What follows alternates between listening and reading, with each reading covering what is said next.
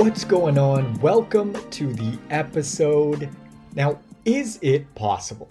Can you actually eat more and still lose weight? The answer is yes and no, which sounds super confusing, and that's because it can be when folks talk about their weight loss strategies without really understanding and or clarifying what they're actually saying when they mention things like, I wasn't eating enough because I started eating more and then I lost weight. Or my body was in starvation mode and holding on to fat because once I started eating more, the weight started coming off. So I'm going to piece this apart and explain it in a super simple and understandable way. And the first thing that we need to do is define what we mean by more. And there are actually two definitions, and that's why this can be such a murky concept. The two definitions are as follows. The first one is more in terms of calories, and the second one is more in terms of physical food or food volume. These are two very different things. For example, an average donut has around 300 calories, let's say. Now, if you compare a 300 calorie donut to an equivalent amount of calories from something like sweet potatoes, they appear very physically different to the eye in terms of portions. A 300 calorie Krispy Kreme donut is super light and fluffy, and it doesn't take up much physical space at all.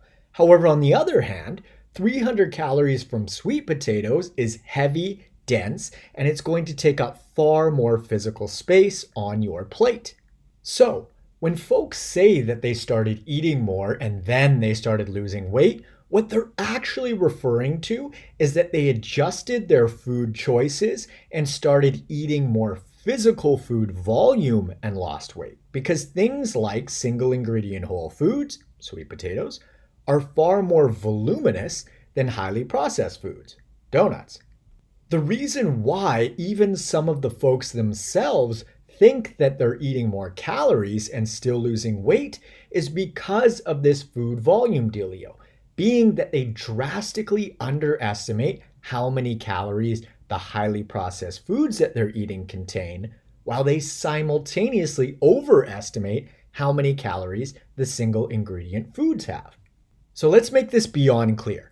If you are maintaining your weight on X amount of calories, let's say it's 2,000, you cannot increase your calorie consumption from there and lose weight, because that's like breaking perfectly even with your budget and then spending more and then claiming that you're saving, right? You're not saving.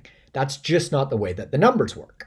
However, if you're maintaining your weight on 2,000 calories, you can increase your food volume while simultaneously reducing your calorie intake via eating fewer highly processed foods and shifting towards more single ingredient whole foods, because single ingredient whole foods contain far fewer calories. And so yes, you're eating more food volume, but fewer calories in total. This is exactly how I support my clients with their fat loss goals and get such great results. We favor single ingredient whole foods that tend to be high in volume and lower in calories. It turns out that these foods are also incredibly healthy, they're packed with vitamins and minerals, and they're also super satiating, meaning they make you feel way more full and satisfied even though you're eating fewer total calories, which, as you know, you have to do in order to lose fat. The reason that eating a bunch of heavily processed foods doesn't work for weight loss is because A, they're super calorie dense, and B, they're not filling in the slightest. So you just end up eating way more total calories than you should or need to in order to achieve fat loss. For example, there are 1,100 calories in a Big Mac meal from McDonald's, okay? And if you put that on a table next to 1,100 calories of single ingredient whole foods like lean meat, fish, veggies, whole fruit, potatoes, rice, oats, etc., the food volume is going to be drastically different. You're going to be able to eat pounds and pounds of food via 1100 calories of single ingredient whole foods. But a Big Mac meal is very low in food volume, right? It's not very much food because it's so calorically dense. So if someone looked at the table not knowing that the calories were equivalent, probably 9 out of 10 people are going to assume that the single ingredient whole foods contain more calories than the Big Mac meal, simply because they look so visually different. Again, this comes back to underestimating the calorie content of processed foods and overestimating the calories that are in single ingredient whole foods. This is one of the reasons why folks in the fitness industry are endlessly arguing about whether food quantity matters more or food quality matters more. And it's not a one or the other situation. It's not black or white. It's both. Food quantity matters because if you happen to overeat high quality single ingredient whole food, you can still gain weight. Food quality matters because it's just so easy to overconsume calories when you eat too many processed foods. And so the answer is that they're both important. We need to keep calories in check, and we also need to favor single ingredient whole foods simply because, practically speaking, in the real world, hunger isn't sustainable. And the only reliable way to keep hunger at bay is by eating predominantly single ingredient whole foods. Because how long is a Big Mac going to keep you full?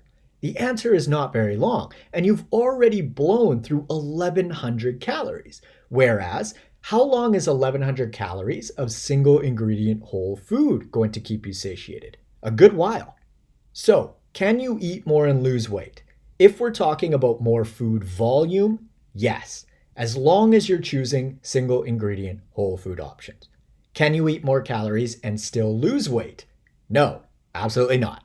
So favor food quality via single ingredient whole foods that you digest well.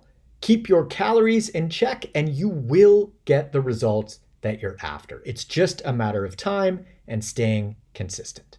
If you're interested in applying for one-on-one nutritional coaching and or workout design with me, you can click the link in the description below or head on over to n1fitness.com/coaching. On Instagram, I'm at N1Fitness. On TikTok, I'm at the N1Fitness. And on YouTube, I'm at Marcus Sadu.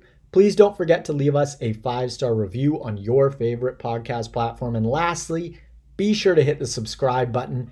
Thanks so much for tuning in. I hope that you found this episode useful, and I will catch you on the next one. See ya.